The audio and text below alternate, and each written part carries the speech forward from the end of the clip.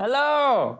It's Hi. been, I don't know, I can't even say it's been a while because like the first time we talked was like, it wasn't even an actual conversation, was it? No, Uh, but it's okay. I mean, like, it wasn't a bad start. it was, it It wasn't was the an most, interesting start. yeah, it wasn't the most usual start to I guess, a Yeah. friendship. Yeah. The circumstance is pretty interesting, but it didn't turn out to be super weird after as well. Like, we still got to learn a little bit about each other, Mm. even without having a full conversation. So that was cool. But I mean, what we did get out of that little introduction was like we got a positive enough impression that we weren't too scared to like text each other. Yeah. So, I mean, it's not um common that people do keep in touch after such circumstances as well. And I feel like, given that we had the chance to actually get to know each other better, that was pretty nice. I feel Mm. like it doesn't happen very often. That makes me think about how I actually make friends. Like, how, I guess the question is like, I guess you're probably one of the newest friends I've made. And I can't Yeah, really, same. can't really compare the way I made friends with you with the friends I made with other people. Yeah. Well, the new norm. This is how you make friends now. Yeah. Can you remember the most recent? I mean, other than me, but like I'm special. Actually, no. I don't think I've made a new friend as of recently. I don't think I could bring myself to. I didn't have the energy to go out of my comfort zone to meet new people. Simply put, yeah, it's more of like, if the situation was forced upon me, that I had to make friends and I had to socialize, then it wouldn't have been bad. I would be able to do that, but I don't think I would take the initiative to go meet people on my own, if Mm. that makes sense. Yeah. But I mean, it still sounds like you're open to those situations in the first place. Yeah, I'm open to the situation, but I can be lazy and not want to talk. I would rather, stay in my comfort zone. It's Yeah. and then there are like people, you go on like a program for like a week or like a few days, right? And then you're like really good friends during, and then you just never see each other again. You're like, Yeah. But usually, if I do meet people who are good friends during like a week, a program that lasts for a week, I would try to keep in contact with them. But it doesn't usually last. mm, It just, yeah, I don't know why. Because I think it's just those kind of friendships where you sort of hang out with each other a lot already at the start of your friendship. And then you kind of know a lot of things about the person. And then after that 1 week, you're like, okay, I know enough. I don't think we. yeah. I guess I mean, I have the exact same experience. Like I went on this course in Sabah last year in the summer, so I spent a week with these people, and it's like they were all like really nice people, and I was happy to have like made friends with them, right? And then after a while, it's almost like we didn't have that much in common afterwards, so it wasn't we Yeah, couldn't go on anywhere with it. it's quite interesting how that happens.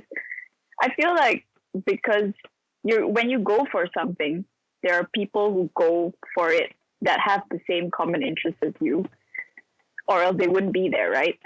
So I think it's the thing that bonds Mm. people together. It doesn't really rely so much on you and the other person, but I think it involves a lot about um outside things like interests, or um yeah, actually interest plays a pretty big part in a lot of things. Mm. I just realized. But what you were like going off what you were saying, there's also like you kind of have to be put in an environment where you guys interact in the first place as well. So Yeah. whether it is a program or whether, yeah, how like we talked about, it was like a classroom when you're in school, or even a society now that you're in university, it's something to think about, it's like the people that are close to you. But I've also like found out like I can generally make friends with most people as long as they, like, given that I spend enough time with them. Fair. Yeah, I mean, I actually don't realize a lot of things about myself. I think, actually thinking about it, I don't know how I make friends, and I don't know how I keep those friendships. Like, I don't know how I sustain them. I think I'm okay with people. I'm okay with talking to them, but I'm not the kind of person that's great at small talk. So whenever I meet someone new, I have problems thinking of something to talk about. Like, I don't know how to get into the conversation and find a common point where both of us can just, talk about a common interest or, find something that they like and talk more about that. I think I have that barrier sometimes. So when I meet new people. So what's your current circle of friends like? Is it people you've made from high school, or how is it like? No, my circle of friends are mainly from North. What's that? They're mostly from Nottingham. Oh, I see. Okay. Yeah. So I was like, what was that? Moths? What's moths? No, I'm so sorry. But yeah, I haven't really kept in contact with a lot of my high school friends. Maybe a selective few, but not like all of them. So my group of friends are pretty small compared to the people that how do I put this? I'm friends with a lot of people, but my circle of friends are small. Yeah. You're friends with a lot of people, but I guess, okay, what you mean by circle of friends, like the people you usually hang out with. Yeah. Okay. Yeah. That makes sense. Yeah, I saw that. Like really with high school, like I'm the same case with you where I don't keep in contact with that many people. It's like, and it goes to show that you're only like friends with them because you're in the same place. Like there's only like I can count on on one hand the number of people I keep up with from high school. It's interesting, but it's good. It's good. I feel the exact same way about small talk. I don't know if what we're doing now constitutes a small talk, so you're like making me conscious of like what I'm saying now. I feel conscious. I think this is fine. It's not really small talk. I mean, we sort of know things about each other. We sort of have. Do you know, Kim? I don't even know if you go by Kimberly or you go by Kim. You can call me Kim. You can call me Kimberly either way, but I prefer Kim. Can I call you Burley? Well, yeah, sure. If that's what you prefer. All right. Well, for starters, I know you like to run. I know you're pretty active in sports. Can I say that? Active in sports, like as a whole. Okay. Yeah. Yes, that's okay. Yeah, I would agree with that. I know that you like to read as well. Yes. And you have a bullet journal that acts like a diary now. Very specific points. I remember. Yes. What else? This is turning into a game now. What do we know about each other? I think that's all. That's the main point that I know about you. It's fine. Yeah. What do I know about you?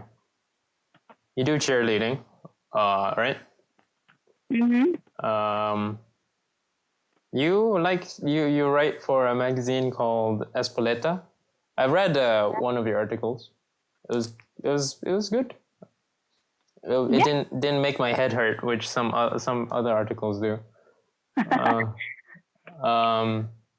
So yeah, you're obviously a writer. What do you say? You like talking about gray topics. Yeah. Okay. Yeah. Sure. You can put it like that. But then again, it's like, what do you really need to know about a person? Like, all these are just facts, you know? It's like, okay, I don't know, you know, I don't know the things that we kind of take for granted. But do I really need to know? Do you? Do I really need to know?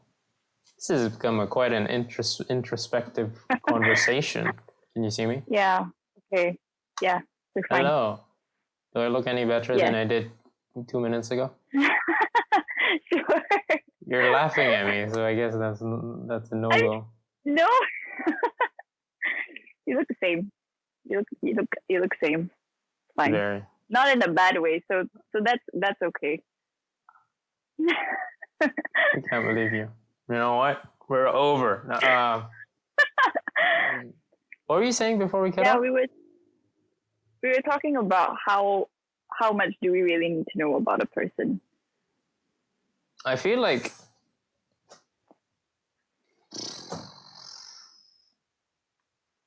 I don't. I mean, I get it. Like, common interests do help set like what you said. They help set a firm ground for you to talk about things to each other. But it's almost like those are the easy conversations, you know. It's like, yeah. I don't really think you need to have common interests with people before like, even if you want to be good friends with them. Like, I can confidently say a lot of my friends are not runners. A lot of my friends don't bullet journal. A lot of my friends don't watch sports. And like, even if I do say like those are my interests, I don't talk about them. Well, I do talk about running quite a lot, actually. What do you think? What was I gonna say? I had a thought.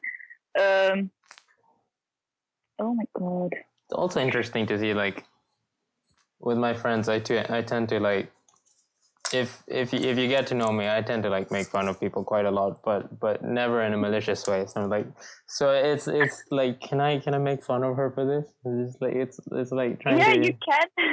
Yeah, you can. I'm open to being made fun of. Okay. No, okay. I was gonna say that I think even if you do knew a lot of things about someone, it's not really necessary to know them. Like, it's not necessary to know certain things about a person, but it could help you build. No, that was not what I meant. Okay, let me just rephrase. Scrap that. Okay. What I meant. Be right. Edit what that. I meant was, like, even if you do know certain things about someone, it doesn't make it necessary to know everything about a person, even though it would be nice to. You get what I mean? It's like you having a lot of information at once, and then you don't really know what to do with it. So it's just kind of there. It's like you knowing and you not knowing doesn't really make a difference. Okay, so what you're saying is that there are certain things we don't really need to know about a person to get along, to be their friend. Yeah. What sort of information do you have in your head when you're saying something like that? Things that we don't really need to know.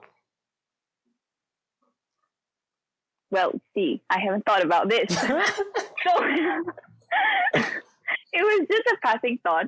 I don't have a specific example, but I do remember making friends with people and then having asked them information about them and then realizing that, like, it was quite irrelevant to know. Like, I don't know why I asked the question in the first place. Like, it doesn't make a difference to me or to them or to the friendship that we have, knowing the information that I do.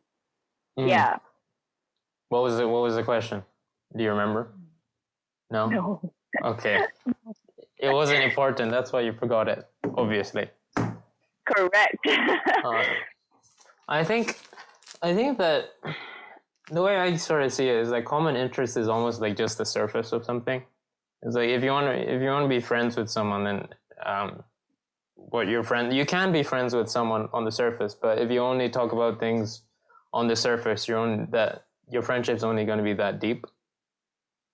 But Yeah. like, I think what I find that I look for in people is something that's a bit deeper. It's like, do I get the impression that they're open-minded, that they're open to, think critically about something, that they're,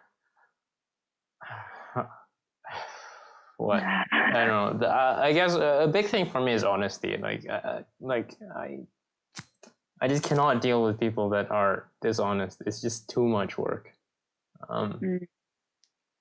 Yeah. So going off that, I think I must have detected those things in you. Well, I can't say I detected in the first place, but I can say over a few messages, I could tell that, you were easy to get along with for someone like me. Thanks. Yeah, thanks. You're welcome. You're very easy to talk to, even from the start. Like, when we did the whole video summit thing as well, I think from the way that we could just sort of pass questions along without it being weird. Like, because I know some people who would probably react as like, why did you pass me that question? They would have that expression in their face and be like, okay, I don't think I know you that well enough for you to talk to me in such an impersonal manner.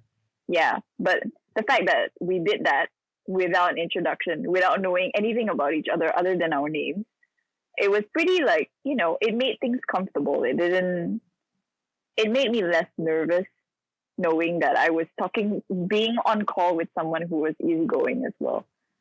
Yeah. I don't think I really used to be easygoing, especially when I was like 14 or 15. It's very strict, like follow the rules kind of guy. But that's. But what do you mean follow the rules? Like, what do you mean? It's like the best way I can like illustrate it is by an example. Like today is like, if someone is there giving orders, like a teacher or like instructor, I don't necessarily follow it unless I've thought about it and like, okay, what you're saying makes sense. I'll follow. It's like now I'm not really afraid to go against the crowd, even if everyone else is doing something. I'm not afraid to go the opposite way or think the opposite thing. But back then I guess it's something to do with confidence as well. I wasn't as confident. Confident is just too strong a word, but it's like I wasn't sure about myself. I wasn't happy. Does that make sense? Not happy. I wasn't. Yeah. I didn't know myself enough. Okay. Yeah, that makes sense. Yeah. Yeah. We all have that phase. Yeah. That's the age where like we're sort of confused about a lot of things. I feel like when I was 16, like I call 16 like my intellectual puberty. Because like, like when you're in like secondary school and you get crushes on certain people. Like I remember yes. We're talking about crushes. Yes, okay, continue. Or like, but like 16, I think it was 16. It was like I got to a stage where I got a crush on someone, but I didn't feel like I needed to act on it. So I was like, I can separate emotions and feeling, and this emotions and actions, and this is what it's like. I still can't do that. You know how like there's the personality test that you can take to figure out? Mm-hmm. Yeah. So no matter how many times I take the test, the segment which talks about emotions and logic, my emotions is always 70% and above. Yeah. Like I'm such an emotional person to the point where even when I make decisions, my logical side just doesn't come out. Like it's all just emotions.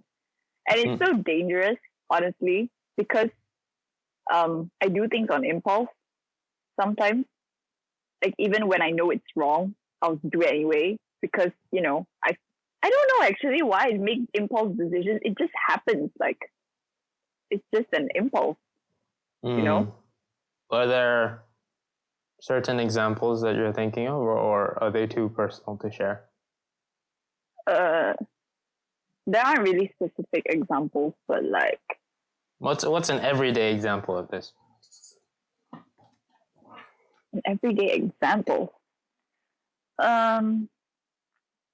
Okay, let's just say there was a scammer on the phone. As Okay. you know, every day I deal with them, man. Okay. Okay, because this happened to me before. So I was in the car and then I got a call from this unknown number. So I picked up and then this person started asking my family information.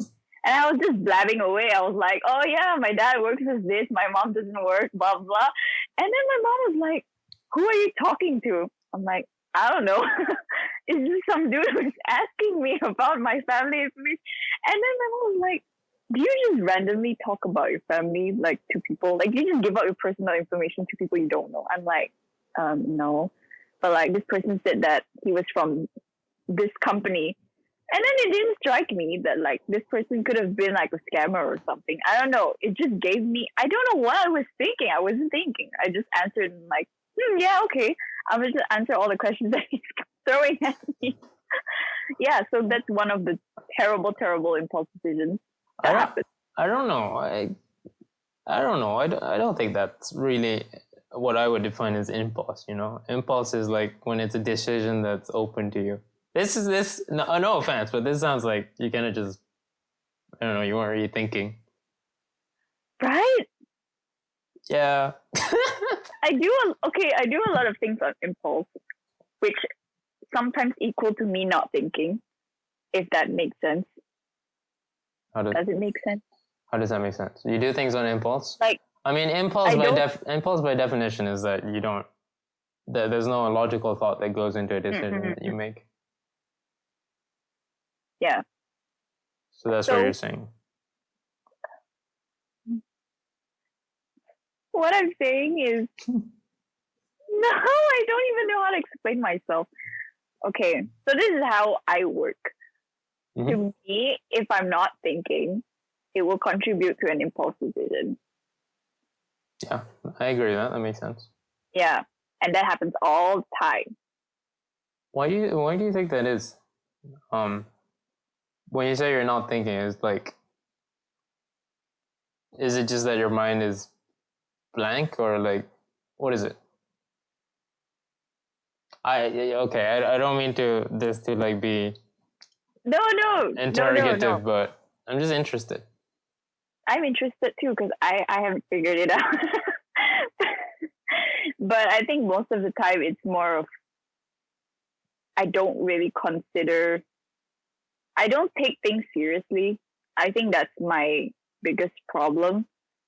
Like it's not to say I take it as a joke, but it's more of like I don't see how important it is to not do certain things. Like, I mean, obviously giving out personal information is one of those things since I already did it.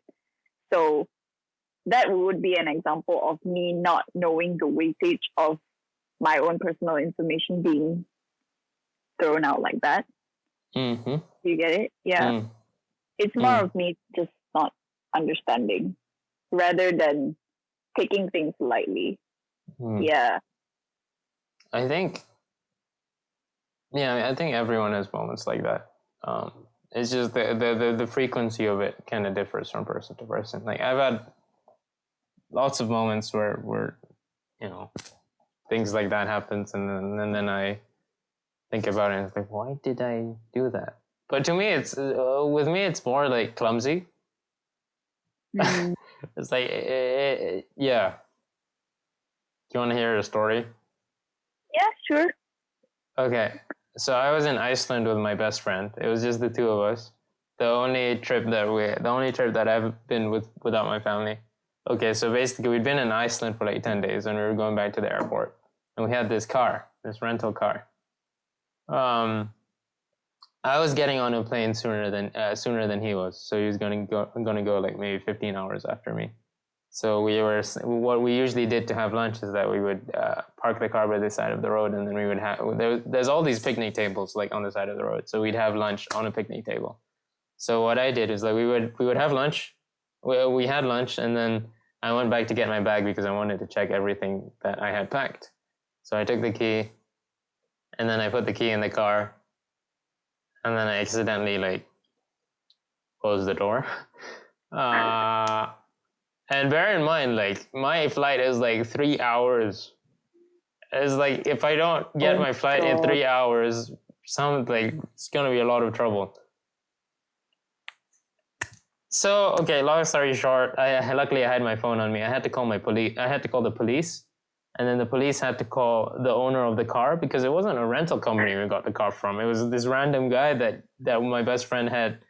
It was the host of the Airbnb that my friend had stayed in. Oh, okay. So I had to call the police, and then they put me through to this car, to the owner of the car, and then the owner of the car called the like service people by the side of the road, but the guy that was supposed to like be helping everyone, he had like something to do with his shin. He's like injured himself. So he couldn't come and help us, right? So then his son was there, and his son turned out to be like a policeman, right? So it's like all this weird thing happened. So long story short, someone came, this like 6'3", like big bald guy with sunglasses. He came in a car and he opened the door, and the first thing he said was like, "This will be this will be 10,000 kroner." It's like, wow, what? 10,000 kroner was about like 500 ringgits. What? And then he jammed the window of the car open, got the key, and then we had to follow him to an ATM, and I had to give him cash. What? Yeah. Was it necessary though? 500 ringgit? He was gonna beat us up. It looked like he was gonna beat us up. So that's a story of my clumsy. I'm so clumsy a lot of the time. Like, I'm not thinking of what my hands are doing. Sorry, that was a tangent. Anyway, how are you? I've been okay, surviving, I guess. How are you? I've been okay. No, I've been good. I've just internship 5 days a week.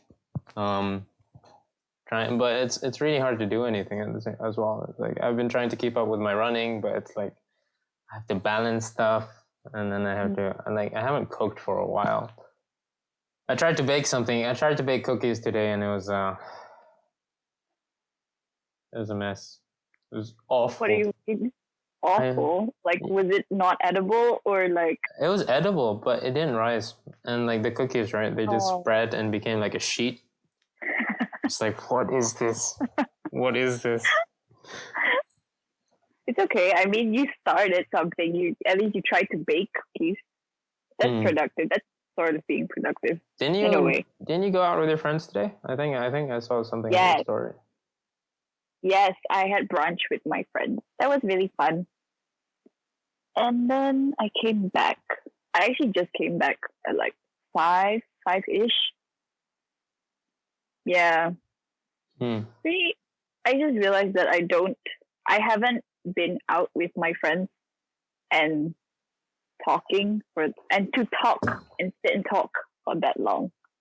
I realized that the only time that I went out with my friends, we just sat and had lunch, and then we started just like, okay, we're gonna go home now. But then in their defense, they had things to do, so like I can't say anything. But so today has probably been one of the longest times that I've been out with friends. Yeah. Do you feel like everyone was just kind of tired of staying at home? I guess some people are getting bored and they just sort of want to go out. But you included in that? Yeah, I was included, but then now I tend to be really tired, like really drained when I go out, because before MCO or before this whole Corona thing, like I used to go out all the time, like with my family or with friends. And then suddenly, like we all had to stay at home. So I got accustomed to the staying at home habit of, not having to go out or not needing to go out when you don't need to. And then suddenly when I do go out, it's like kind of overwhelming at times because there's like so many things happening, so much noise. Yeah, it doesn't bother me, but like I think it just needs some adjusting. Even whilst you were in lockdown, did you still manage to like keep in touch with people, call them, and so on? Yeah, we did. We do call on a regular. We do stream movies together. That happened once. And then we recently started playing this game called Overcooked. It's a PC game. Oh, is it? Okay, no, what I have in my mind is the Wii U game. Do you know the... It's like you have to make dishes, and then you have to feed them to like the boss. Oh, yeah, Overcooked is kind of like that. Okay, but I guess I know what you're doing. So okay, what else? And then that's about it. I guess we don't really keep in contact that much, but then we do call when it's needed. Yeah. I guess it's okay. I guess everyone is kind of feeling like that. I mean, I guess Malaysia has been in lockdown for so long that people have just gotten used to it. I can't even say I talk to that many people. No, which is a lie. I have a podcast now. Yeah, exactly. I just don't like chatting to people. It's really annoying to me. Oh. Not annoying, but it's like, I know that if I chat with someone, right? If I send them a message and then they send a message back and then I'm like, is this a conversation now? Oh, okay, I get that. Yeah, I get that feeling. Let's just say I have been not very active with replying people sometimes because I'm just quite lazy too. But I mean, I do answer because, of course, I can't just be leaving them on, like waiting on my answer. So I do answer when I need to. But like, if it's not necessary, I don't really answer. Yeah. Same. I'm not a bad texter, but I just got lazy recently. Yeah. I totally get that. It's like, yes, I'm not a bad texter. I just don't want to do it. Yeah. Right? Like, I don't know. It's just, there's something about having to reply and continue the conversation that sort of trains you. Yeah. Which is still cool. Which is still cool that we managed to text a bit. I mean, it was only like maybe once a day or so, but it was still okay. It's more like long paragraphs to each other. We just spam all the answers because Instagram doesn't have the reply option, so we just kind of like send all our answers in one go, and then send them another bunch of questions and then send another bunch of answers. But I mean, it works. It didn't feel weird or anything. Yeah. Have you been working on anything recently? Other than more articles for Espoleta, not really. Wait, no. Tell me about that. I want to know more about that. Unless it's a secret. Article? Yeah. I'm still stuck on the modeling series. I'm saying stuck because I don't really want to do it anymore. Because how the concept works for the articles is that you have to talk to a person who is of a point of reference towards the article that you're writing, and then sort of build your story about the bigger picture and use the person as a point of reference. And I've been talking to a lot of models because of this series, which is pretty cool. But there's only so much you can talk about the modeling industry. You know, you can make a series out of it, but I feel like that's not really something that I want to do anymore. Like, I don't really want to keep expanding and keep talking about the industry as a whole, because I feel like not a lot of people are interested. I mean, I don't know. I'm just assuming that a lot of people aren't, because I would rather talk about something that's more of my interest, or something that's more, how do you say this?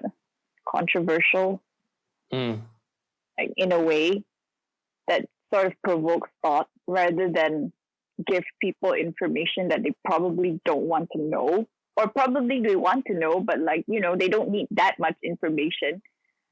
So yeah, that's all I've been doing. That sounds no, that sounds pretty cool. Like, okay, so you said, like, you don't know how you can make a series out of it, really, because it doesn't sound like, it sounds like you've sort of lost interest in it in a way. So I guess, like, my question is, what angles have you been approaching so far?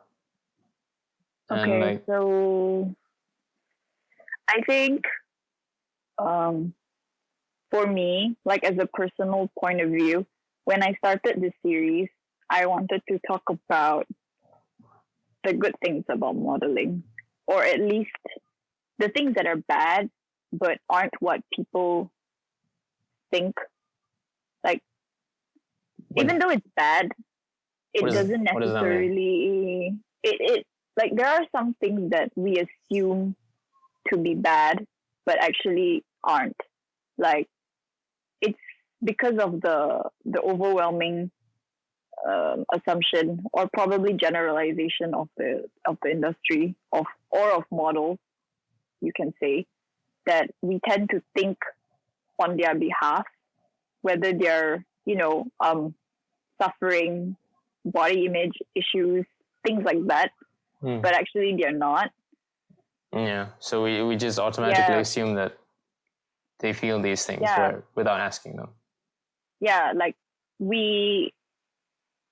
I can't say we over empathize. It's more of like, we're trying to imagine how it would be in their shoes, but then we're sort of over attributing certain things about them, which aren't always true.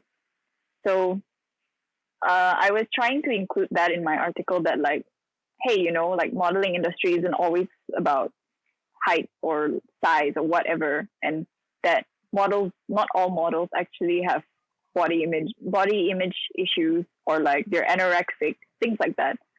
So I guess that was what I was trying to put forward, because a lot of articles that I read while doing my article was focused on the things that the modeling industry was putting forward, like, as a front. It wasn't really, like, in depth or personal to what the models were feeling. So I guess, given that I had the advantage to talk to models, I felt that I could, you know, have the upper hand in producing a better article than the ones that you can find on the net. Did talking to models, like, did it, I guess, in a way, did it open your eyes and, like, wow, I didn't realize that this was what they actually felt? Yeah. I have an article coming up that's being published next week. Oof. So that one was okay. I'll give a sneak peek on what it is. And it's about glamour modeling. So okay, I'll just ask you then, what do you think of glamour modeling? I don't know what glamour modeling is. Oh, you don't know what? Okay, that's okay. I will explain. I'm a baby. Yes. Okay. Let's educate. Okay. Okay. Wait. Let me wear my education hat. So basically, glamour modeling is like girls who appear on calendars, men's magazines, Playboy magazines, car magazines, anything that is deemed as is it sexy, I guess. No, I don't understand. Okay, basically Okay. What are What are the other? think Sorry, go on. the marketing technique of sex sells is glamour modeling. What are the other types of modeling? So there's catwalk, Yeah. commercial. Yeah. So glamour lands on a more, how do you say? It's not that commercialized in Malaysia. It's more commercial in, I don't know, probably Western countries because of the explicitity that it has. You So think part of that is due to like Malaysia is a bit more conservative? yeah. Yeah. So I think it's quite fair to assume that glamour models do tend to get sexualized because they're dressing up in a revealing manner or things like that. So I was quite curious to know if that was how she felt, and she said no.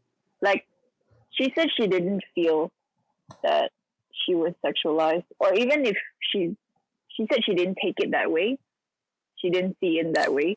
So I was pretty surprised that from someone who's an outsider who doesn't really know much about the modeling industry can assume such a heavy, like make such a heavy assumption on someone's behalf, which is pretty bad because it's not just me who thinks like this. Because I think if you put it in a feminism point of view, there would be a lot of talk about these things, like how women should own their body, things like that, and that like if they want to pose in such a way that they have a right to, and no one should sexualize them for it, things like that. So I think the media really puts out a pretty, how do you say, a strong message towards these types of things. Assuming that they put out a message that assumes that the models themselves already feel sexualized. Like they assume what they're feeling. I yeah, that's interesting. Did you find out what? Like as an outsider myself and not having talked to any of these models, like I would. That's what I would assume as well. Is like. Okay, so just so we're clear, the word sexualized means like being viewed as a sexual object. Yeah. So if it's not sexualization that they feel, then what sort of feelings are they going through? Based on your own experience. To them, it's more of like how doing their job makes them feel. I guess they don't really care about what other people have to say. Like, if it's out there, you can do whatever you want with my pictures. Like, it's none of my concern what you do in your private time. That kind of thing. Like, so, I won't be affected by what you do, basically. Funny way of putting it. I was quite surprised because as a woman, I would feel pretty like, ew, please don't do that. It's kind of weird. Obviously, because, that's you and someone's doing stuff to your picture, probably. I wouldn't know. And then like, I thought about it, and then I realized that I was making a pretty big assumption based on my own personal bias and not like, I don't know what stance I was taking, but I guess I just assumed quite a big chunk of it, which was very wrong. So hearing her say that she didn't really care, like she just loved what she was doing, and that she didn't really mind if, like it didn't bother her. So that was pretty interesting. That's always been something that I can't say that's always been something that I'm interested in, but that's something that is interesting to me, because like I guess sexualization comes from, in terms of the modeling industry, the sexualization process happens when it's the cause is the viewer, right? The viewer makes it sexualized. But this is I guess this is one of the arguments where that people use, not to get heavy, but people use in terms of like the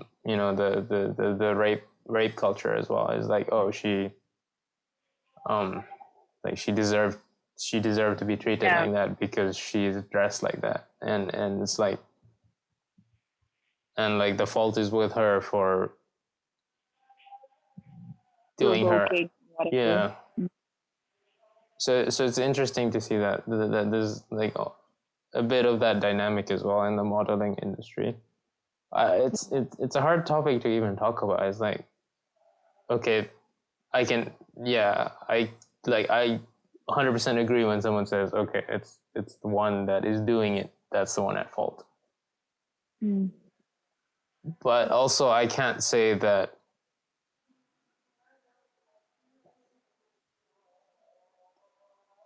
I don't know if like the other side is completely I don't want to say completely innocent, but it's like they had there is some responsibility. Do you get what I'm trying to say? Not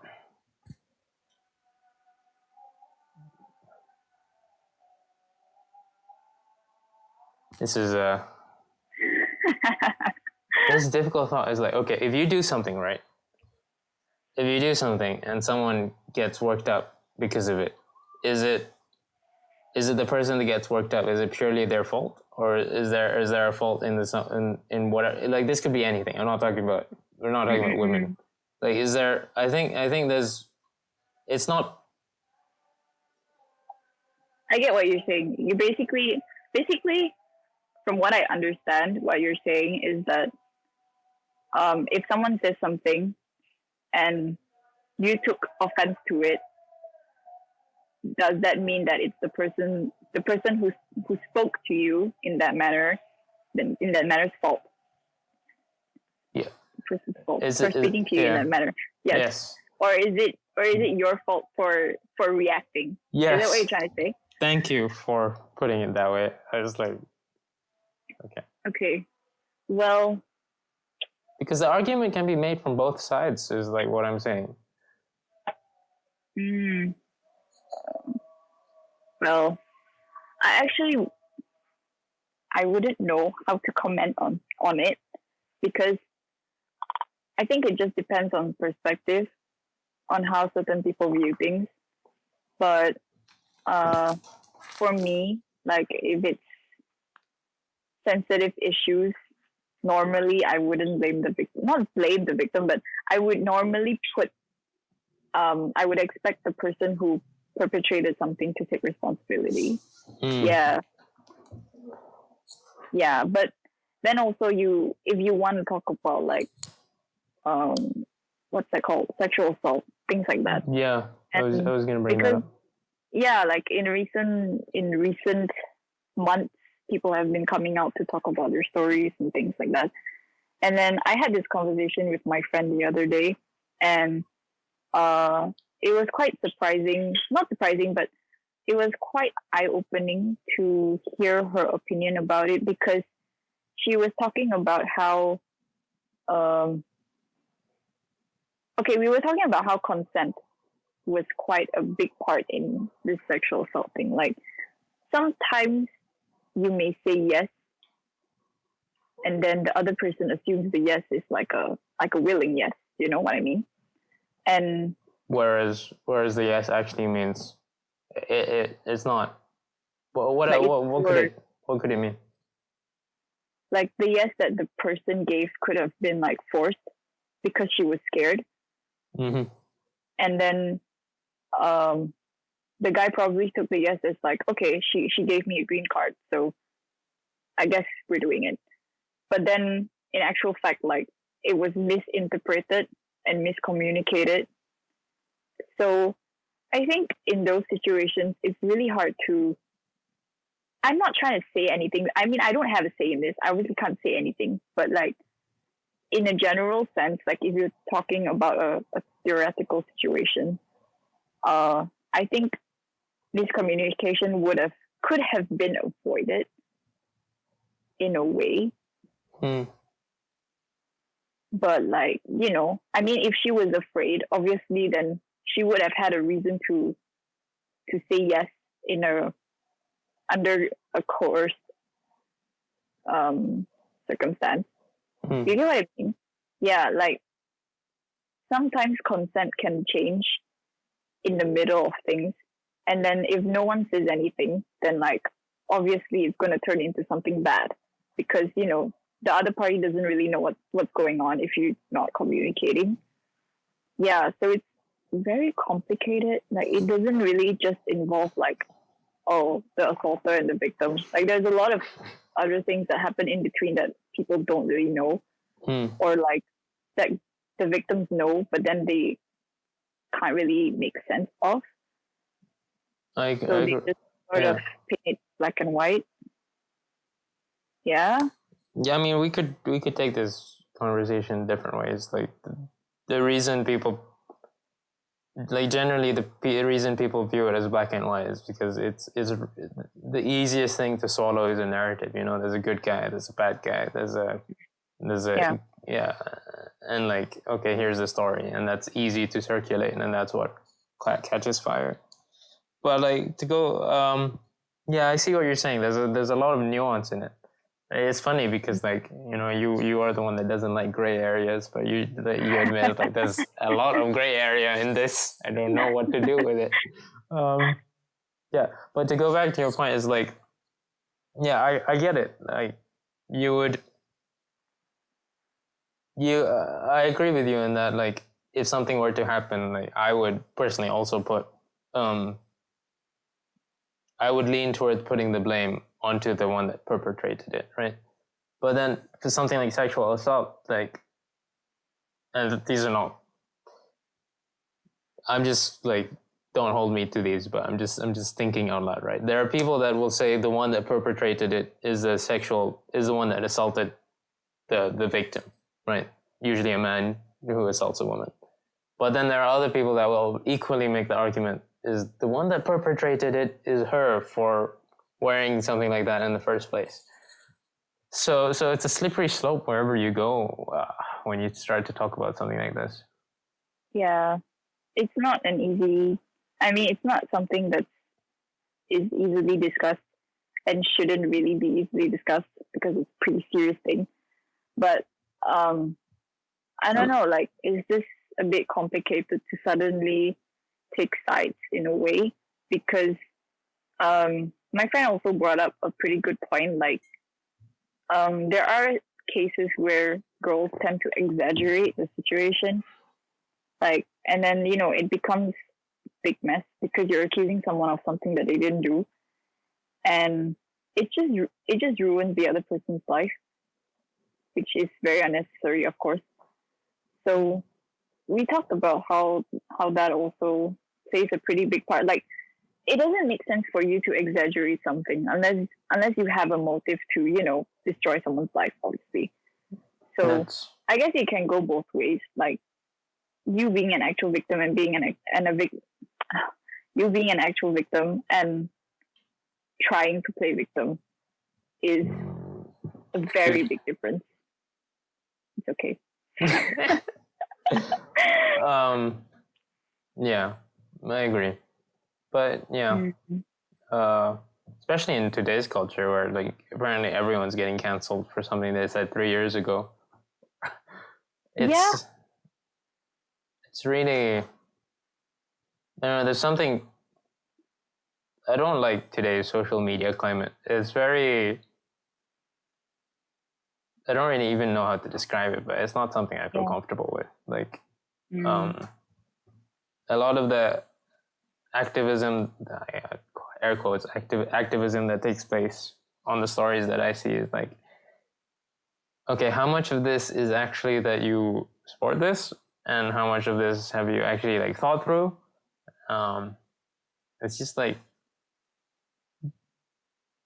it's a slippery slope. You can get attacked from whatever stance that you choose to take. Yeah. I don't know. People are just a bit opinionated nowadays. I mean, I guess being opinionated isn't a bad thing, but then if you expect everyone to hear you out and expect everyone to agree with you, then that's a problem. Yeah. Which is why I especially appreciate you taking the time to just like, sit down and have a conversation with me. Because this is a dying art form. It's not even dying, it's natural. Yeah, I agree. Yeah. I don't know, I enjoy having conversations like this where there isn't necessarily a right or wrong answer. It's just great. Like, there's endless possibilities that you could think of for certain things. I mean, not everything is black and white, of course. Like things would just be way too simple if everything was black and white. I go so far to say as like most things are not black and white. Like almost every, like if you can somehow find something to tell me that is black and white, then it's like that's actually an exception. Yeah. I think what makes things not so black and white is because everyone has their own perspective and everyone has their own, set of beliefs and values that they choose to see things in the way that they do. So that's why right versus wrong is always there, what's considered evil, what's considered not, things like that. It's it's a thin line. Like you don't really know where to draw the line even. It's just there. Like it's just an open space where you can't really draw the line between what's considered good even. It's all about, yeah. Sorry, go on. Sorry, continue. No, you yeah, I think especially when it comes to doing evil things, not evil, but like things that are against the law, it depends on the intention of the person who committed the crime in a way. Not saying that it's completely justifiable that they did something bad and, because they had underlying good intentions behind their actions. But then at the same time, like it is kind of human nature, isn't it, to like protect something, I guess. What do you mean by protect something? Like the typical example of if this person is poor and then he stole bread to, to feed his family. Yeah. Yes, to live and to feed his family. Like, would you consider that wrong? No, like me personally is like, it comes down to like, would you rather be kind? I mean, would you rather be kind or would you rather be right? And for someone like me, I always tend to fall on the kind side. Like being right, there's only so much being right can get you, whereas being kind is like, it's something everyone should be exposed to, Yeah. Well, I don't know. It sounds simple, like the way you answered it. Like I'm convinced that it's wrong. I mean, it's not wrong. I don't think it's wrong. But like, what if this person thinks it's okay that there are always going to be kind people who are going to forgive me for my good underlying intentions, and then they just do it. They just do it again and again because they feel like this is what I need to do to live. It's hard to speak of in that situation, but yeah, my personal belief is like you should never be quick to judge something until you know the full context of what it's been, which is why like I'm so like all the movements that are happening right now, is that I'm so hesitant to even say anything because I don't know anything about it, whatever's going on. Like, yeah. I don't have the right to hold an opinion yet. Yeah, that's understandable. Yeah. But that's interesting because like you said, like you got stressed out though when things aren't black and white. But you've just admitted that most things are gray. So does that mean you're stressed out all the time?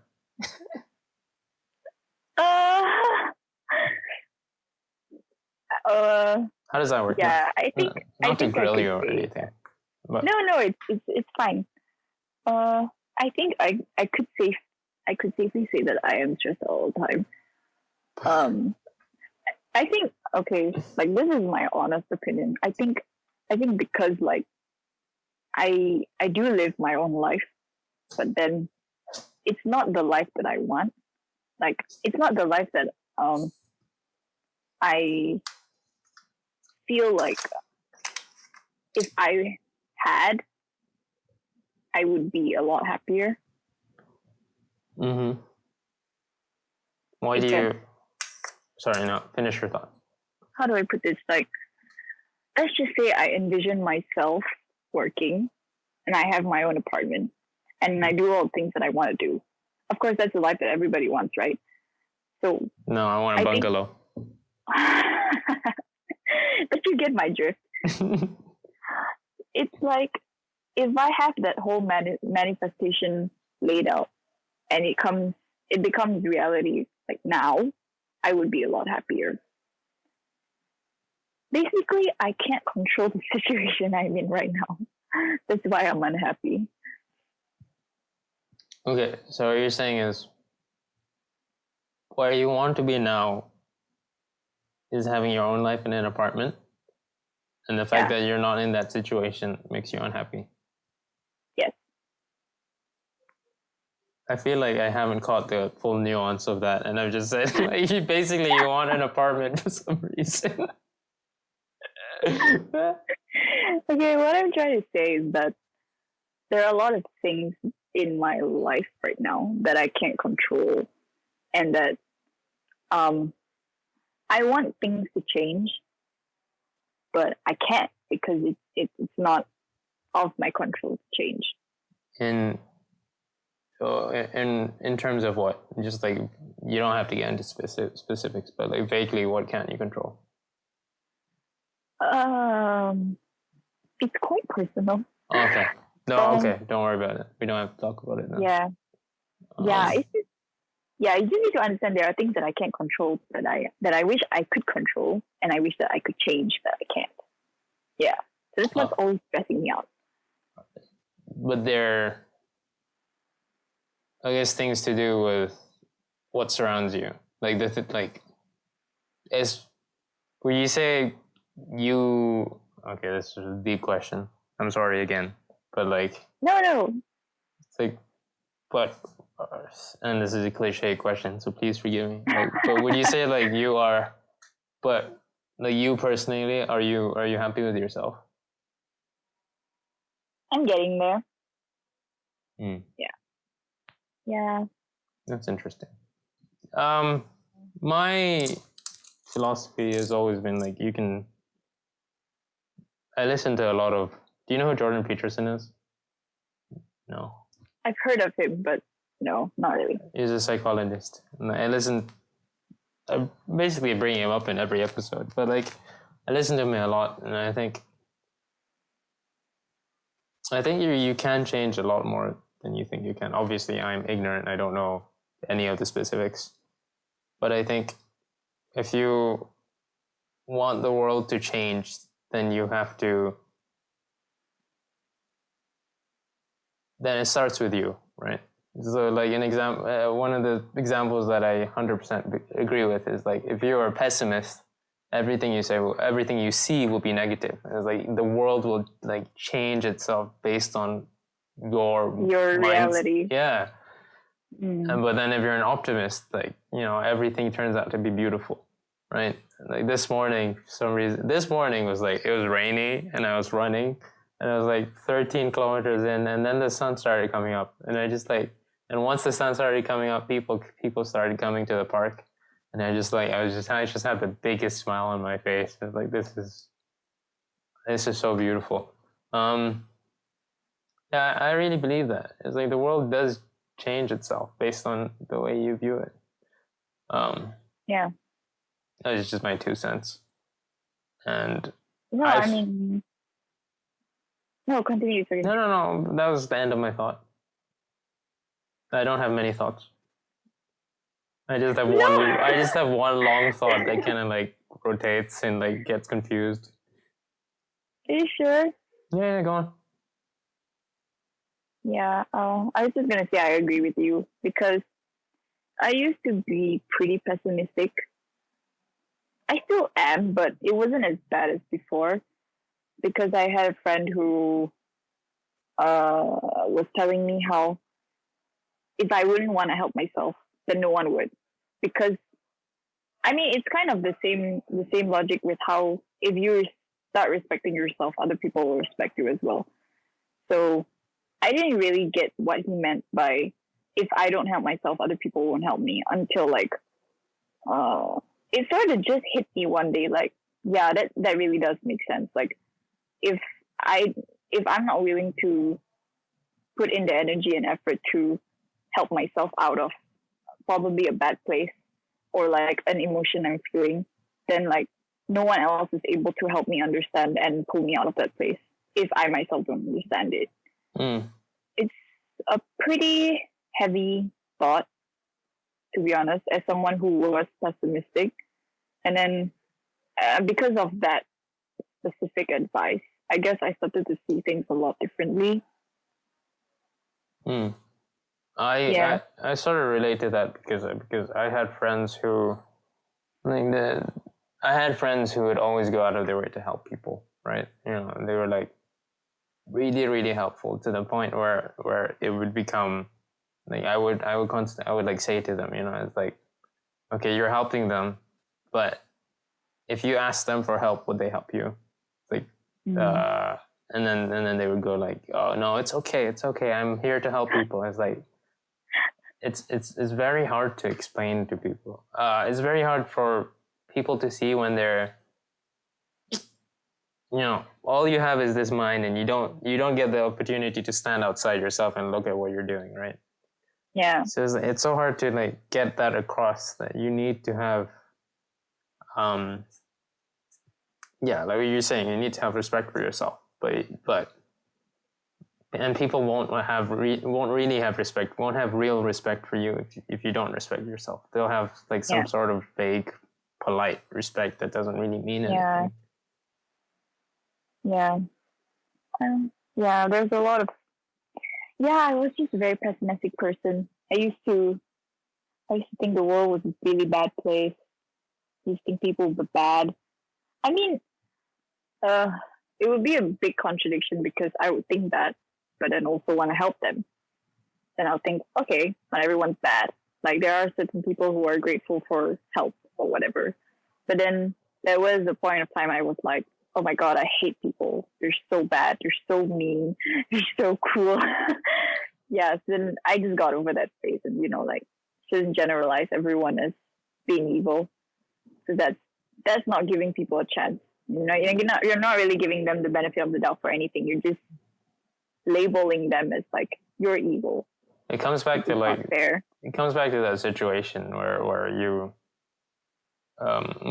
you said about the guy that stole bread, right? It's like it's easy to say, oh, he did an evil thing, but then it's like, have you talked to them? Do you know what's going on in their life? It's really easy to be. I think my theory, right, is people tend to label things as good and evil, right or wrong, because it's easy, right? They don't want to get into the thick of it, you know? Yeah. It's like so many things you can just get on the bandwagon of a movement without knowing the nuance to like, wait a second, actually the opposite side does have points as well. Yeah. That's what I appreciate. I don't. And that I think that's what I really mean when I say like I don't judge people. It's like, who are you to judge people? Because you're not them. Yeah. There's no. Yeah. You don't really have a right to do that. Yeah, of course. Yeah, but I don't know. It's a complicated. I don't know. Human nature is just really complicated. We do things to people that we don't want to be done to us. That's a Can I have you thought? Yeah, like Yes, like me asking deep personal questions is something I wouldn't want people to do to me. no, I mean I'm okay. I'm an open book. I don't really have anything to hide, but it's just quite complex. I I won't say I understand people because I don't. Like I'm terrible at understanding people, even though I think I do understand them, but then I don't. So, uh, well, I don't even know how to try to understand people actually. Like, if you consider empathizing as understanding, it's really not. How does Because okay? I Wait, know, what do you mean? like, you know how there's a fine line between being pitiful towards someone and being empathetic, right? Yeah, so Like, pity sympathy is and coming from a empathy. different, yeah. So, uh, when you say that you empathize towards someone when they're feeling something, you get where they're coming from, and you totally like on par with how they feel, right? So you don't feel sorry for them. But then if someone were to tell you how they feel, and then you think that you're empathize and you think that you're empathizing towards them, which sort of gives you like some sort of understanding towards how they're feeling, right? Because that's the whole point of empathizing, because you understand. But then does it really mean that you fully understand what the person is going through just because you're empathizing? I don't think the way I see it is like empathy is not. It can never be full empathy, right? Because you're not that person. Like the only empathy that you can really get is like partial, because you haven't gone exactly through the same experiences that they have. You can get close, right? And I think that's when you get the best connection with people. But you can't get full, and that's what I think. Yeah. Yeah. So I'm just starting to learn that by myself, that like empathy doesn't really always equal to understanding. Yeah. When you say understand, what do you mean? Understand as in like you understand why they do things? Yeah, or understand why they feel a certain way, or how, you know how some people they do things, but they actually have an underlying like um, unmet need towards why they react, towards why they act a certain way. Mm-hmm. Yeah, and sometimes we tend to only empathize to the way that they do things without properly understanding why they do the things that they do. Mm-hmm. Mm, yeah. Mm. What made you realize that you didn't really know? I guess the way you put it, you didn't know how to empathize with people, or not empathize. Did you say understand? Like you didn't really understand people. Yeah, I think because I used to have a lot of friends who used to come to me to talk about their problems, and Same. then yeah, so I felt like I had the ability to understand people because of the fact that they were just they would come to me. So I thought that I had the ability to empathize and understand them based on whatever they were telling me, and the fact that they would feel better after gave me sort of like an assurance that I actually did understand them. But then like when when people stopped coming to me, like because we grew apart and things like that, I started to realize that when it comes to people um, coming to me now to talk about certain things, and me just seeing what's on the surface, just sort of um, I don't know how to say this. It's more of like I see what's in front of me and I assume that's it. Like I don't really take the time to understand why the person is feeling like this. I just assume from whatever the person is telling me that this is all. Like that's just the big picture. There's nothing else. Hmm. You get me? But that's I would say is like the reason that you can only take what you can get, right? You can only understand from what they show. So I mean that's not entirely your just like your responsibility. I mean, I guess your responsibility would be to kind of make sure you know, like when someone does come to you, like your responsibility is to like really make sure you know the context fully, rather than because more likely than not there are things that they don't want to tell you either. Because I know I feel like some people just want you to agree with them, so they not in a malicious way. It's just like that's if they want someone to connect with the way they feel, right? So yeah, I would call your responsibility only so far as to try and get the full context of something. Yeah. I get what you're saying. Yeah. I don't know whether I put that very well, but Yeah, you did. Don't worry. there you go. Yeah, you're very articulate, so don't worry. No, I'm not. Like half my words are like obviously. I say the word. If you listen to me, I say the word sustainable like once every 10 sentences. Really, I didn't notice that. I don't think you've said sustainable in this. I don't. Yeah. In this conversation. Not yet. Just wait. Not yet. Every conversation, I'll have the word sustainable. I really like this. You know, it's like okay, a normal friendship. Well, when I say this, I mean I really like the conversation we're having, and I think this is really what people should do. It's not a normal friendship is like you get to know them slowly over like I don't know a few weeks, right? Or it's like if you're new to a school, you like slowly build up your friendships, and then you start like you learn by being put in different situations. You learn who a person is by being put in different situations, and I think that's really important. But also there's like you can get to a deeper level of friendship, I think, just by sitting down and talking, not over chat, because chat sucks. Yeah, I agree. I appreciate. Yeah, sorry, go on. Thanks.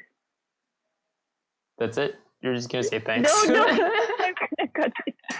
No, I'm the kind of person that would prefer texting over calling, actually. Oh, so I am putting you in an uncomfortable situation.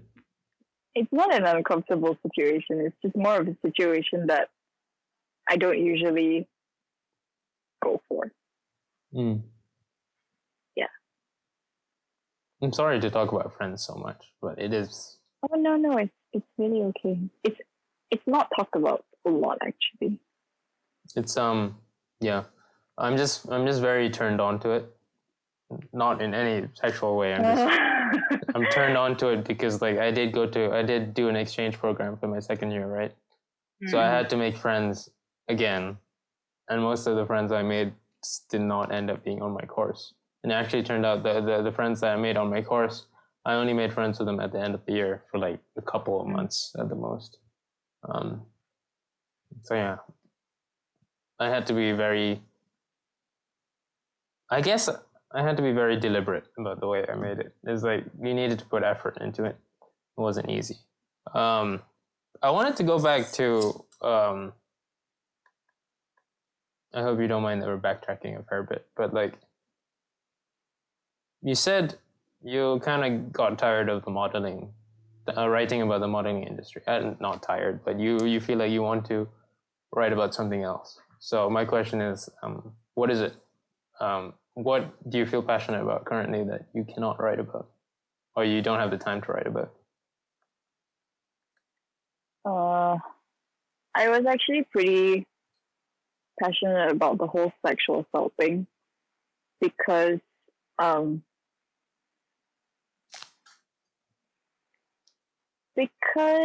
growing up, I've been told that I shouldn't wear certain clothes. Like, it started from a pretty young age that I've been told that, like, okay, what I wear is going to contribute to the consequences that come with it. And I didn't agree with it, obviously, because it didn't sound right. And I think a lot of people don't really take that as a,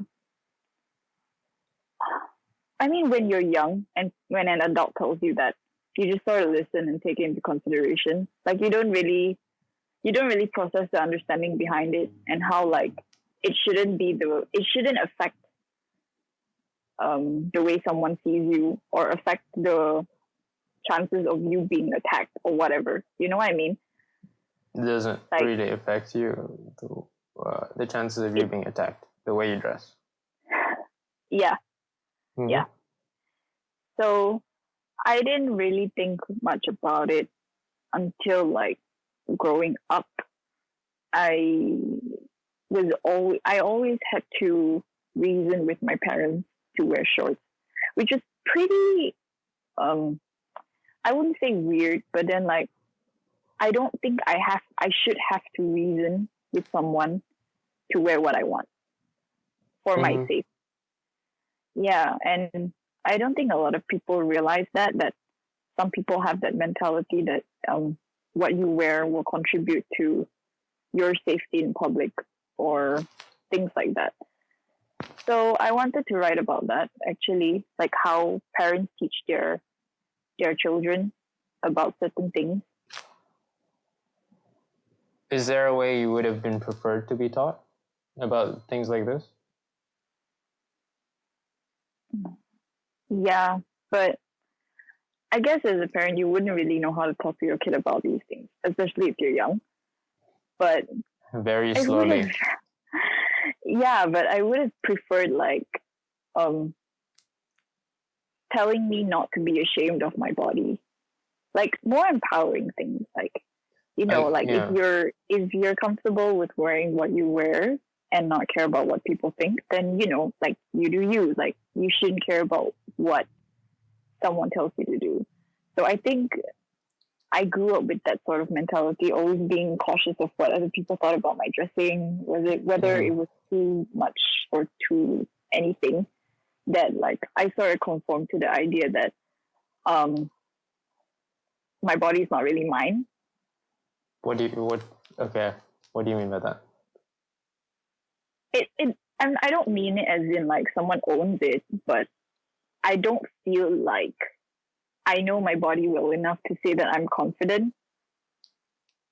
Like it's not to say that I'm uncomfortable with my skin. It's just I've never really been taught to see my body in a way where I want to see it, in the light that I want to see it. It's always been like, oh, you shouldn't wear this because someone else will think about it like this. Like it's never been about how I should see my body, how I should take in consideration how I feel about the things that I wear or the things that I do. So I guess because of that, like, I didn't really have the best uh, body image growing up. Mm-hmm. Yeah, like my relationship with the mirror was pretty bad. Yeah, I you think can put it that way. Yeah. I think a lot of people would be able to. I know we talked about empathy, but I think a lot of girls in particular would be able to empathize with something like that.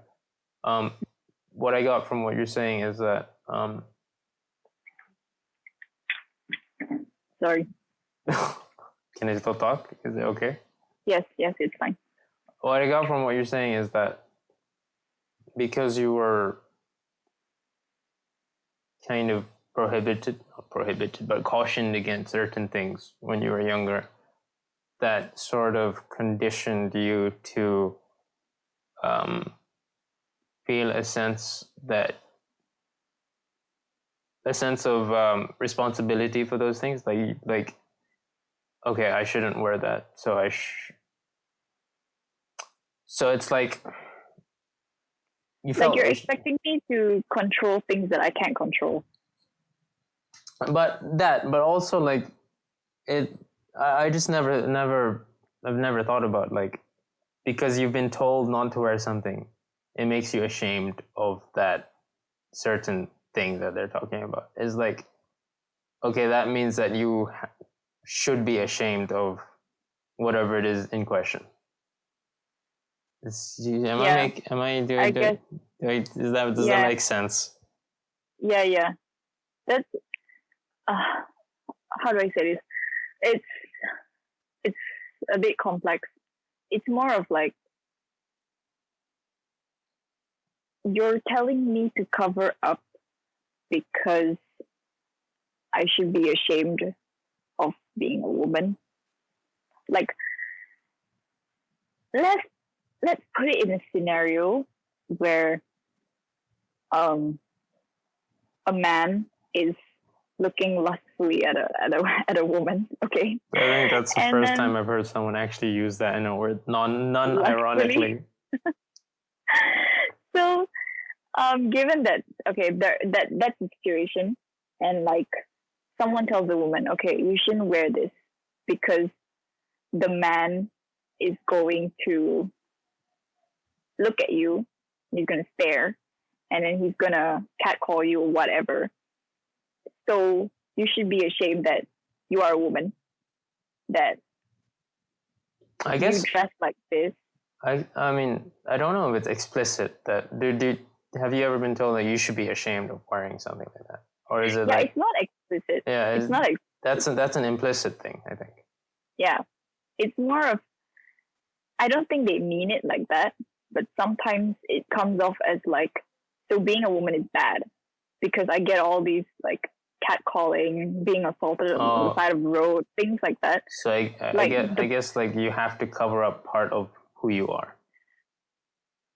Oh. Yeah, it's like, what does my identity have to? Okay, no, this is straying too far. But I think it's more of like, why should I cover up for the sake of someone else when this is who I am? You know, like I'm a woman. I have things. You have legs.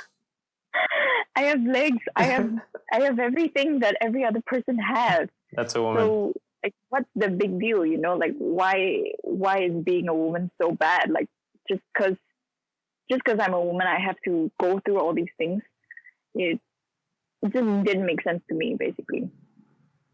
Did you also feel like specifically it's women that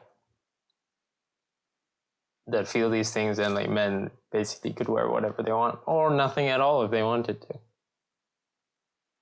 Yeah, I think it's just more of the double standard.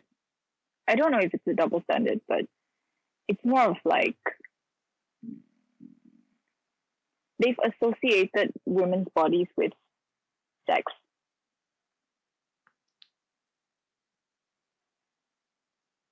I don't want no. My sentence is not I don't, because that's not my sentence. But like, I see how people can say that, but I also see like,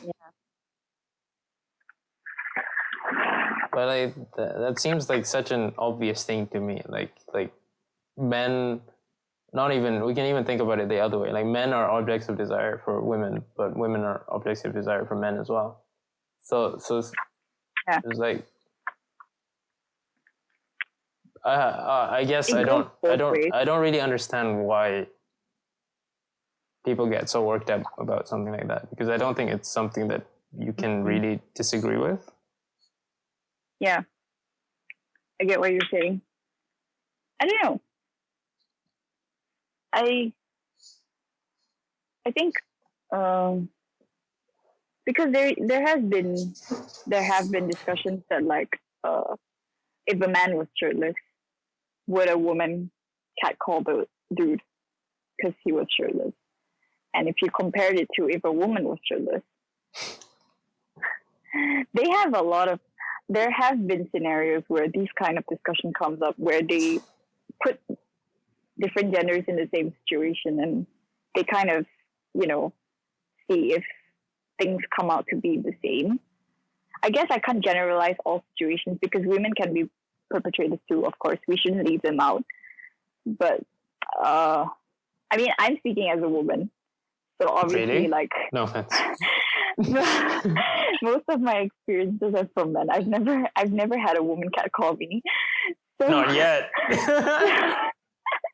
I'll take that as it's not a compliment, but like, I mean, it can be pretty disturbing sometimes to be catcalled.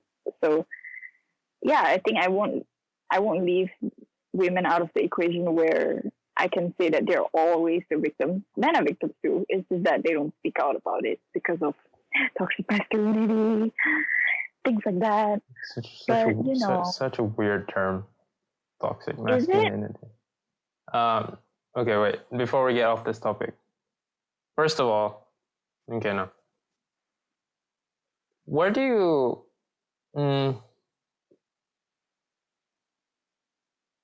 I guess like your scenario of like if a man and a woman are shirtless, right? Then I guess the underlying assumption is that they should both be treated the same.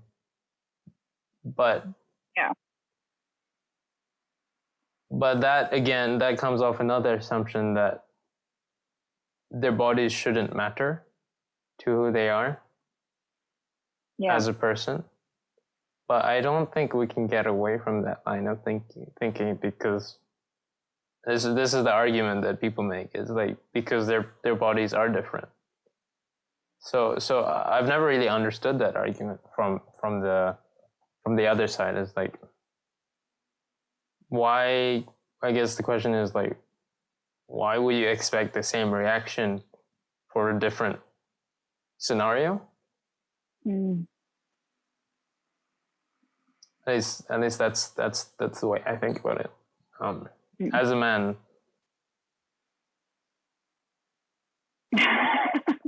I've heard like comments like, I'm sorry. As a man. Am I really a man? No. I've heard comments where like, these activists say if women really want to like make it so that they can take their shirts off, I'm all for it. But again, there's a nuance to this. It's not right or wrong as well. Yeah. What do you think? Hold on. I need to turn on my charger. My laptop charger. Are you saying that I'm killing your laptop? No. It's my laptop killing itself. Oh, it's got body confidence issues as well.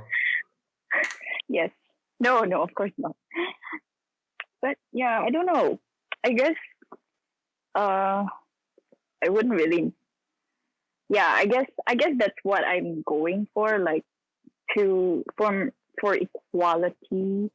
I know equality is a very far-fetched idea in this life or in this world. Equality is physically and it's impossible. Let's just put it that way. It's possible. Equality it can't really exist because human nature, again, we all have griefs, we all have needs, wants that are different from every other person.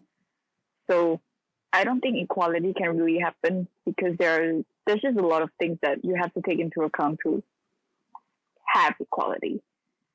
So, but also continue. No, finish your thought. Okay. No. Okay, so I don't think equality is what I'm fighting for. It's more of like I want people to be treated the same, regardless of their gender.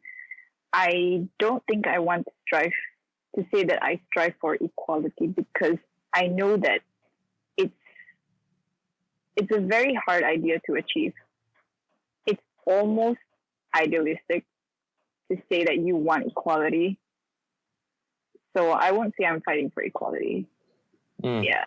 I think you put it in I think that was a very clever way to put it. Not like you're deceitful or anything, but I think that's a very smart way to put it. You're not fighting for equality, but you are fighting for, I guess maybe. Would you accept that you want people to be seen as who they are rather than, I don't know, what maybe I haven't grasped this properly. I guess what I'm saying sounds like equality, actually. But I guess it's more of like for people to receive the same amount of responsibility, no matter of their gender. And that they understand that with those responsibilities,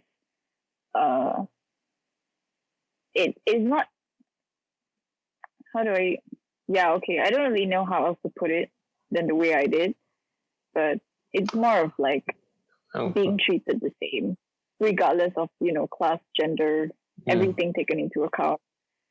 That, there shouldn't be indifference in the way that you're treated based on the same situation, of course. Have you heard of the difference? Have you heard of that people make a distinction between? Have you heard of the terms equality of opportunity versus equality of outcome? No. All right. So the term equality is a kind of very loaded term, right? Because it does mean that people just assume, oh, equal is good, equal is fair, right? But like, okay, say the biggest argument, and this is what I tend to agree with, is that just because something looks unequal does not mean it's unequal. So an example of that is like, if you look at something as broad as the STEM field, science, technology, engineering, mathematics, right? The argument that people make is like, oh, it's all dominated by men, right? So because of this, it inherently must mean that there is something discriminatory against women in the system. Okay. So do you follow that? Yeah.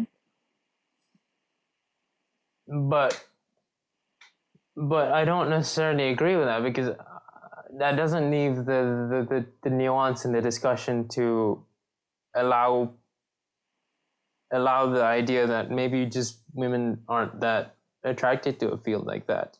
It's like, okay, say it's 80% men in STEM, right? To me, that doesn't mean that it's unequal, right? So there's, the way I see it, right, is like a spectrum, right? You have equality of outcome, which is the end product. And then on the other side is the equality of opportunity. So an easy way to define it is outcome is what you see on the outside. And opportunity is what gets you to wherever you want to be. So I believe that equality of opportunity is what we should be striving for. So that means that everyone should have the opportunity to go into the STEM field if they want, regardless of race, regardless of gender, regardless of everything. They should have the opportunity to work in the STEM field, which I'm using as an example.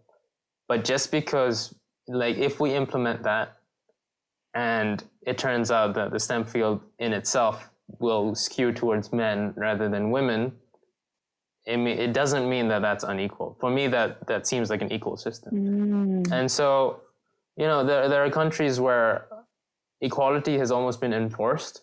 So like, okay, it has to be, so like the political cabinet of Canada, I think, is like, it has to be 50% men and 50% women. So in that case, it's like, there will be cases where you're just putting women in, and I'm saying you're putting women in because it's usually the case. Most politicians are men. You're putting women in just as a token representative. You're not, at this point, you're not assessing them for their ability, but you're assessing them for the fact that they make your statistics look nice. And this is what happens in even in some of the Nordic countries. So like something like Sweden, right? They have the opportunity is very, very broad, and like people can basically do what they want. But they saw it. But the fact that what happened is that they gave everyone the opportunity to work in the STEM field. What happened was that it skewed even more in favor of men rather than women. So yeah, so it's to me, it's important to have a distinction. When people say equality, do they mean, are you just looking at the outside? Just because something is unequal, does it mean it doesn't mean that it's unequal to me? Yeah, I get what you're saying. Yeah, I guess that's what that was what I was trying to phrase. like equal. Yeah, it's more of equal opportunity more than equal outcome, because if you have the choice to, make a change for something, then like you can't say that there is no equality when you could have taken the chance to do something about it. You know what I mean? Like you can't blame something when it's there. And just because you made the choice to not take it doesn't mean that you are being treated unfairly by the system. And this even implements itself in like university settings in the US, where it's not gender that they strive for equality, it's nationality, right? So it's like they need more, they need a higher representation of Black people, or they need more. So what they tend to implement are things that actually make it harder for Asians to get into university in the US. Yeah. To the point where it's almost discriminatory. Yeah. It's just to fill the quota. Yeah. I mean, that happens here as well. What do you mean? Like, you know how some companies, they have the quota of like filling up certain races. I don't know if you've heard, but I think like a few years back there was like a thing where a company had to have a certain amount of whatever race in their company to fill up the quota. So they would just take in like a certain race just to fill it up without really assessing whether they could do the job or not. Yeah. It's pretty surprising that it happens here as well. It's a complicated issue. So whenever people talk about equality, I make sure to know what they actually mean by equality. Yeah. But anyway, if you're interested in that, you can find lots of that on YouTube. Okay, I don't know how much time you allowed for this.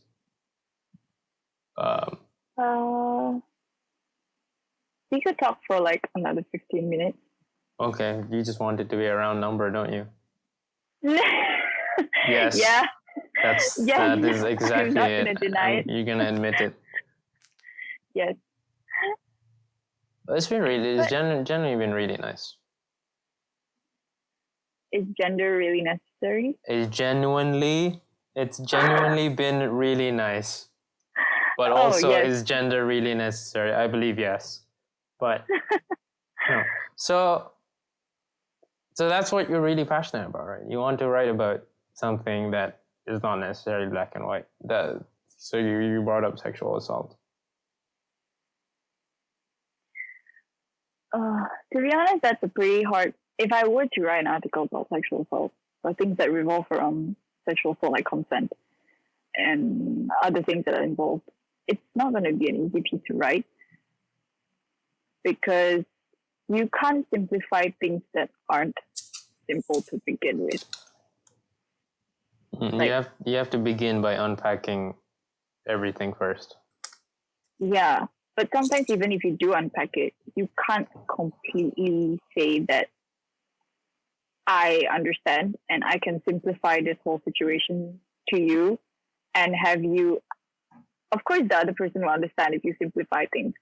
But then if you're trying to get a message across of what you're fighting for, simplifying things is quite hard. But at the same time, if you want your message to be, if you want the reader to still get like the level of nuance in something, then that's not going to be a short piece. Like if you're going to take something on like that, you have to know what you're getting into. But at the same time, I would always encourage it, because it's like, it's important to know what you know. It's important to know what you think in these topics, right? Like, in some cases, it's these things that are not. No, in every case, I'd say it's the things that are not black and white that are the most important to know what your thoughts are on. Yeah. I'd say go for it. Yeah, I'll give it a try. Sadly, I can't just write and like have it published. because it's not my own blog. So Make your own blog. I'll try. Oh, make my own blog. Yeah, that doesn't sound like a bad idea as well. Yeah, Maybe I should. I've run into this problem where like I made my own blog, started writing a post, and it's like this is way bigger than I thought it would be, and then it's like it's gotten to the point where it's like 2,500 words, and like how do I do this?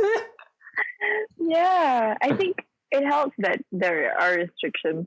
I'm not going to say restrictions are bad because they do keep you in check sometimes. But sometimes when you do have those restrictions, you're suddenly like, I wish there wasn't any restrictions. I just want to write. You know what I mean? Yeah. Yeah. It's I think restrictions are really interesting. You call it restrictions, but it's like it's really like being put in an uncomfortable position, like in terms of word limit or in terms of due date, in terms of deadline. That exercises some creative muscle. The fact that you have to do something within a certain limit. Yeah. So I mean, it's all just about practicing, I guess.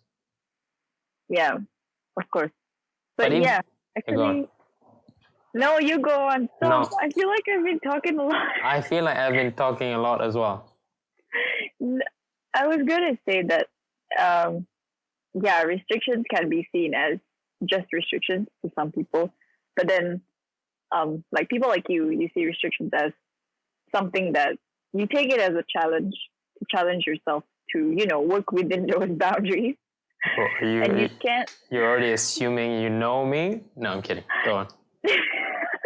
But yeah, it's a creative way of seeing restrictions. I never used to like restrictions because, like I said, I like things black and white. So when I mean that, I don't like when you give me a bunch of rules, but then they're not clear, and then I'm just like, I can't work around this. Like I suddenly have a mental block because I can't decipher what the rules are trying to tell me. That's interesting because to me it would seem like restrictions are very clear. That would help you in that, and so it would help make things black and white. Yeah, it doesn't for me actually. Okay, what do you mean? Okay. I'll give you an example. It's like when you're asked to do an essay, okay? And then the lecturer tells you, okay, you can pick whatever topic you want. And the instruction, okay, there are instructions, but the instructions are like, okay, this is a 2,500 word essay. You need to take into consideration whatever you learn in class to put in your essay. So for instance, if they told you to pick a movie or to pick something to talk about. For 3,500 words? That's quite a lot to talk about a movie. But you have to include the theories you learn in class. Like you have to, okay? So you have to include all the theories you learn in class to talk about a movie, for example. And the only instruction that's given is the word limit, is what you can include in your essay, which is whatever you learn in class, and pick a movie. So with those three guidelines, there are a lot of things that can happen. I know it sounds like you have a lot of freedom to write whatever you want, pick whatever movie you want, and as long as you include the whatever you learn in class is fine. But then at the same time, when you think that there is no wrong, there actually is a restriction. It's like an implicit restriction that they don't tell you. They just make it seem like, oh, it's free and easy. You can write whatever you want. But then there is actually like a marking scheme that they have to. You get what I mean? Like it's more of like the behind the scenes of the instructions that freak me out, because there's no proper like structure that you're telling me, okay, you're looking for this or this and this and this. Then I can work around that because I know what you're looking for. But if it's like just a word limit, pick a movie and include whatever you learn in class, then it's like I could write anything and relate it to what I learned in class from my own understanding. And it still could be wrong because, some theories are... Sorry, yes. So some theories are? Yeah, some theories are just that, like, they're just facts. You can't, like, interpret it in any other way but the way it was intended to be interpreted. Does that make sense? Yeah. Okay. I don't know if I agree with that. Because it's like... So what you're really complaining again about is, like, you don't know what they want. And there's... What they want is not very explicit. Like, it's like they give you this thing that gives you the illusion of freedom, but actually there is restrictions as well. I don't know. With something like... It's interesting when it comes to art, because it's just this... Again, it's like, is there really a right or wrong? Like, you know, the idea that... Not movies in general, not movies in specific, but the idea that, like, someone like Shakespeare or like a great writer would sit down and write about all the themes and all the political motifs that go into their work before they actually write it, that seems ridiculous to me. Right? Because, like, part of me doesn't want to think that they think like that. And so why I say that is, like, it's so hard, it's so, like, ridiculous to me that there's a right or wrong. It's like, maybe you can interpret some theories in terms of the movies. Obviously, I don't know what the theories are. But to think that your interpretation of something is wrong and then downgrade you for that is like... Yeah. That's just what education sets you up for, though. You're doing it to get the marks, aren't you? Yeah. That makes me depressed. No. Yeah. I think it's just things like very minor things like that makes me prefer a black and white structure. But that restriction itself is like that comes from the fact that you're in a university, right? Mm. But I mean, I'm not complaining. You are a bit. I am complaining, but I'm not entirely ungrateful. It's a necessity. Having an ambiguous, it's not really ambiguous, but it's more of like having that illusion of knowing what you're expected to write, sort of trains your brain to find alternatives. Knowing what you're expected to write forces you to train your brain to find alternatives. Okay. Wait, is that what I said? Yes, that's what you said. No, I think I meant... Yes. Wait. I'm confused. What did I mean to say? I think what I meant to say was that... Yeah. Okay, I meant what I said. Yes. Yeah. Okay. So it forces you to find alternative ways to approach a certain task.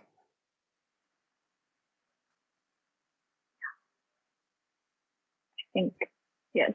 Okay. But that serves well in something like an essay. But for something like, A-level exam questions, it's like... Oh, yeah. There is no flexibility in it. You memorize the mark scheme. Yeah. I don't really know if that's the most helpful, actually. I feel like it... I don't know what it does, but I just know it's not good. Like, it restricts you so much to the point where, like, whatever answer you see is what you're going to put on the paper, and you know it's going to be right. Yeah. But yeah, I'm just going to say that comes down to, like, there are the people that just kind of, like, go with the system. Like, what they actually do is that they don't learn the content, they learn the system, right? They learn what gets you marks, what gets you the grades. And then there are the people that actually learn the content and then don't learn the system. And they're not necessarily the ones that get the best grades. But I think the second one is what I want to be. But I feel like I'm firmly in the first camp. You know, it's like I want to learn things for the sake of learning things, right? But it's just, you know, what speaks for you is your grades. Unfortunately, that's the case. Yeah. Yeah, it is pretty sad. But at the same time, like I want to, like, even if you were given complete freedom, let's say you're not writing for something in a system, right? You're writing for a blog that's your own blog, and you could write whatever you want. Danger of something of that much freedom is that you don't end up doing anything. Yeah, I never thought about it that way. Yeah. Have you seen like how during lockdown, like there was this one phase where everyone suddenly got really creative for some reason? It's like, whoa, okay, wow. No, not really, actually. No, yeah. No. It's like maybe it was just in like the media, but like people started like painting and like, you know, finding artistic pursuits, and like I found that really interesting. Yeah, but yeah. I think I did see people get creative, but then I think those people who got creative were the people who were regularly creative. So I didn't think much about it. Like I know a few people who started getting artistic, but it wasn't like a sudden like overwhelming amount of people who started getting artistic. Yeah. Maybe I've just been watching too much YouTube, and I'm like a shut-in, and no one knows what I'm talking about. I don't know, like because of this whole quarantine, there are a lot of things that people started doing that they never thought that they do, or they've always wanted to do but never had the time to. So they're just sort of committing to it now, which is pretty great. I mean, it's not a bad thing, of course, like committing to a new hobby, but it's just interesting. Did you start anything new? No, not really. Well, I learned to make boba, but that was a fail. Oof. How did it fail? Was it just like flat boba? No, because my mom bought ready-made pearls. We just had to boil them.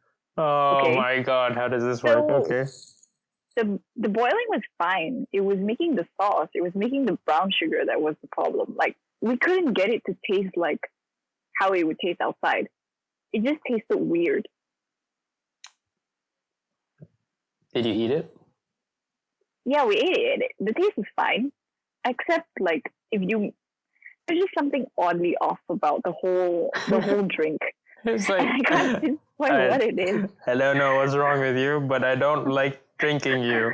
Yes, exactly. I don't know. We tried it twice. Like me and my brother tried it twice, and then it turned out the same. Like it didn't turn out well at all. So I was pretty disappointed. But I guess now I know that like I'm not meant to make this drink. I'm meant to buy it. And then I don't really like milk tea. I think like I get it. I was caught on with the craze as well. Like, you know, I got Tea Life and like Gong Cha and what's the other one that starts with an X? Sing Putang. Yeah, Sing Putang. See, I've even forgotten. Right. It's like I just like end up feeling like slightly sick at the end of it. It's like my stomach is like kind of like churning. Yeah. But the boba is my favorite part though. I like just like chewing on them. Yeah. I don't know. I think other than that, I didn't really. Did I learn anything?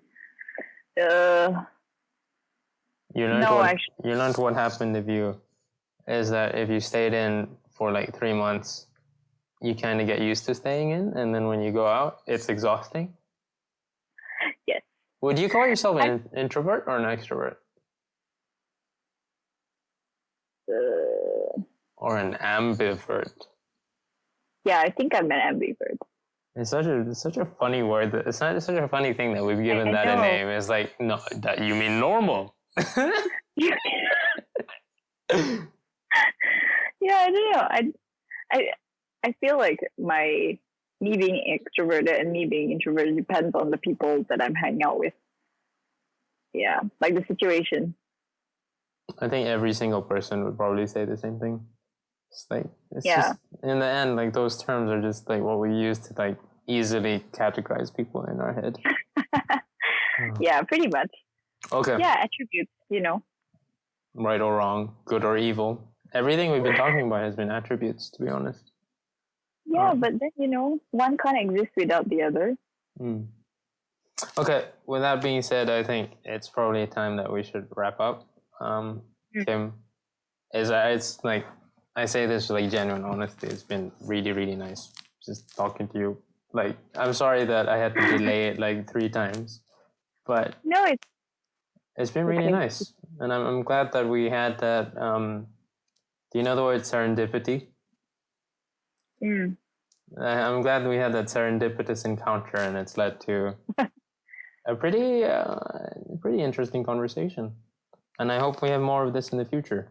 Hopefully, we'll both be on campus at some point at the same time. I actually do hope campus will reopen, though. Yeah, so do I. Because I left in June of 2019 and I haven't seen some of my friends. I haven't seen some of my friends for a year. Oh, right. Yeah, your exchange is for a year. Yeah. That'd be really nice. Anyway, thank you again for the conversation. I really enjoyed it. Yeah, me too. All right. Anyway, bye. Take care. Bye.